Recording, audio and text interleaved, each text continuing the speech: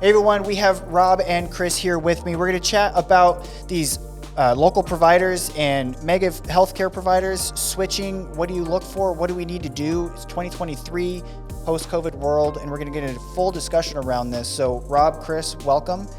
And thanks. Yeah. Thanks for having us. Yeah, lots going on for 2023 in occupational medicine, and locally a lot of noise coming up with a lot of providers in our area. So we'll get into that. So recently a local neighborhood occupational medicine unit was bought out by a big, larger national network. And a lot of the employers in the area had good ties to that occupational local unit.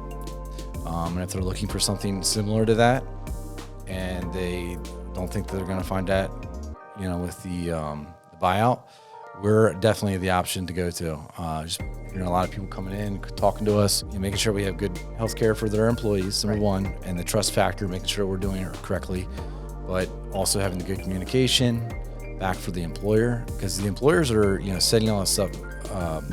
setting us up for their employees. We hear all these folks come in saying, pre-employment physicals, we used to do it all the time, and now we have all these injured workers that, we couldn't screen out, and we were never aware, and now they're implementing and pulling those back in. And so what they want is, we used to do this, but it wasn't really tailored to how we needed it done. And so we sit and we listen, and then we develop things that are catered to what they're looking for. So that communication piece, while yes, we have to excel at, delivering information, I think our, rapport and our growth in the areas that we locally serve has come largely from listening to what people are asking for. Yeah, and I think the other side of it is that ability to be nimble. The larger companies, a lot harder processes to do that, but we can go on site, we can go work at their facilities, or obviously we have our clinics here in Pennsylvania and Delaware. I'm curious, what are the other benefits that you see from a clinic like ours versus some of these other mega carriers? Yeah, I think it is that kind of duality of service like you're talking about. We have a group that actually just reached out to us, to a firehouse. They do firefighter physicals. That's what they're looking for. They're like, well, a third of our guys, they're, commutable distance, so they could go to the clinic. The other 2/3 of the guys, they're here certain times, whatever the case may be. It'd be better if we could have somebody on site. Can you do that? Most places are going to be like, no, it's either one or the other. Either you send your folks to us, or we're going to come to you and get them all done. Whereas our response is, how can we make this most convenient for you, for them, and for us? And we provide those services. So, when you're talking about how are we different than some of those groups, and you're talking about being nimble, like that's exactly it. Like listening to them, having the willingness and wantingness to help, but also developing the capabilities.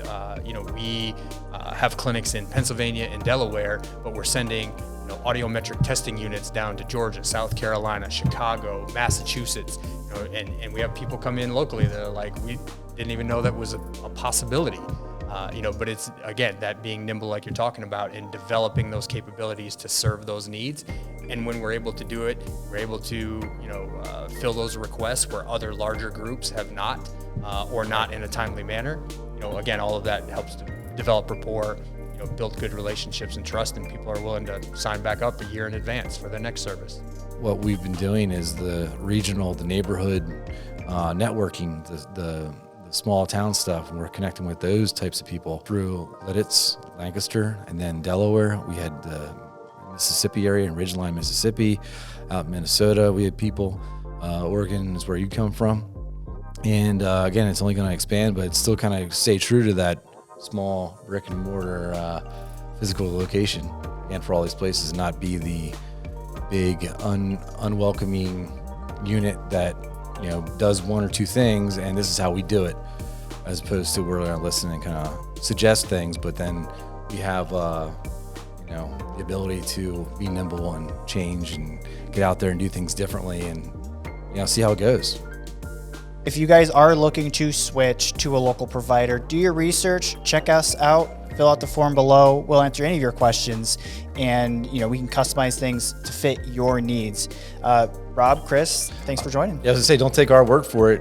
We got referrals and a lot of clients that would be happy to refer or goes to referral. Google reviews. Yeah, we share testimonials. We openly have folks that we ask if they'd be willing to be a peer-to-peer resource for new groups that are looking to join.